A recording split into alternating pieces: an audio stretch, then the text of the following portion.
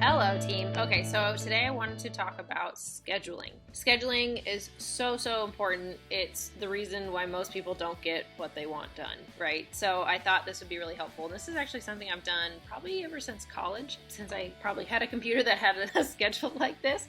And it's only gotten easier, right? Because this is synced to our phone. This can be synced to our watch, which is honestly so incredibly helpful when I'm like dilly-dallying around some certain task. I'm like, I need to be at the post office in 15 minutes to mail this package or whatever it is, right? First of all, so there's a couple strategies to this. So time blocking, so this is when you can block out certain times of your schedule. So for me, 5 to 7 a.m. is like personal time. So I'm either going for a walk with Jared, or we're going to the gym, or we're having breakfast together, something like that. So that kind of mental block, time block, is 5 to 7. Sometimes it's 6 to 7:30, depending on the day. But that's kind of the block that I see. Now I don't really have to put things in there because I know that's what that designated time of the day is for. So maybe that's family time for you as well, where you're getting kids ready, you're getting breakfast, things like that. So you can start out, and I've kind of done this with this Google Calendar to show you, because I don't use Google Calendar. This is another great option, but this is basically in the block form what my day looks like. So 5 a.m. CrossFit, again, personal time, getting ready until almost 7, and then that's when I start work time. And then today my horse has an appointment.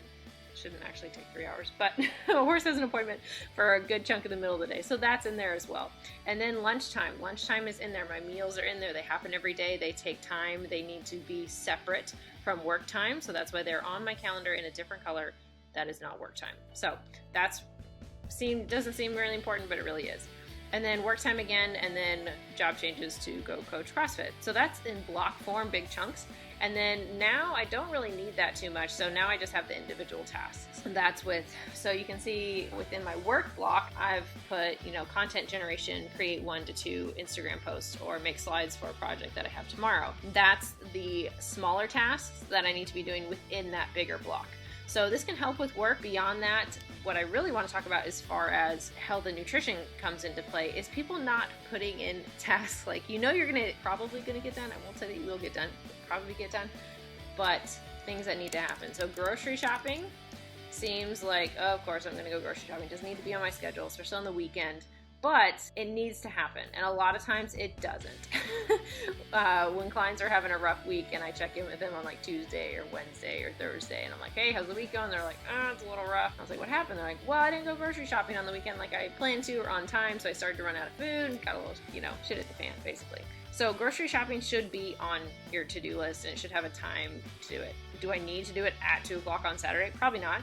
But it needs to get done. So I need to put it on there so I have that on my brain to do that on Saturday. And then also my most successful clients, and for me and Jared as well, I say me and Jared usually does the meal prep, but we get home from shopping and we go straight into meal prep. We just chop everything, we throw things in the oven, we throw things in the crock pot, Instapot, rice cooker, everything. We just get everything going. So it's simple: roasted veggies, rice, some type of protein. You could make like a casserole or one pot meal type dish. Soups would be easy, but we just basically have everything going at once.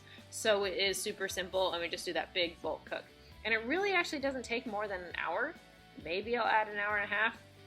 Even if it's 2 hours, it's going to save you a lot of time, because that's all the cooking that we have to do, probably until Wednesday. Sunday, we might make a fresh breakfast.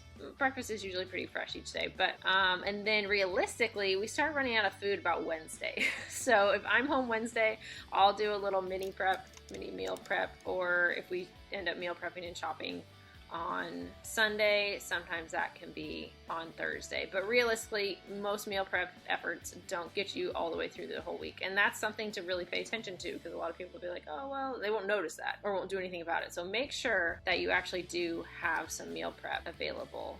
And realistically, it takes like half an hour, 45 minutes, maybe an hour. But honestly, I think you can do it a lot quicker. Especially if for me, it's flexible working from home, so I can throw things in the oven, in and out, watch it, take it out, something like that. But have that on your calendar so you know that you can that's going to happen sometime that day. That's another thing that needs to be on your schedule. Mini meal prep, and then packing lunch. So like I have dinner here. Again, not that you have to put this on there, but pack lunch for tomorrow.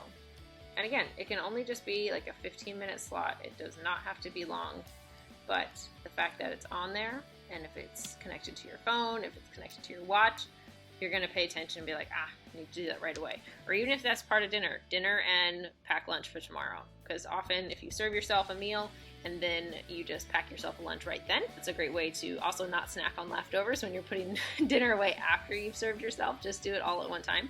So start playing around with your schedule, and also put in things that you are really looking forward to. So if you've meal prepped all week and you've, kept to your kind of basic ABC type routine all week, dinner, sushi, man, like plan something fun. And that way you have something to look forward to. It's part of the plan. It's not necessarily like a cheat. It's not anything bad because I plan to do that. So something to look forward to.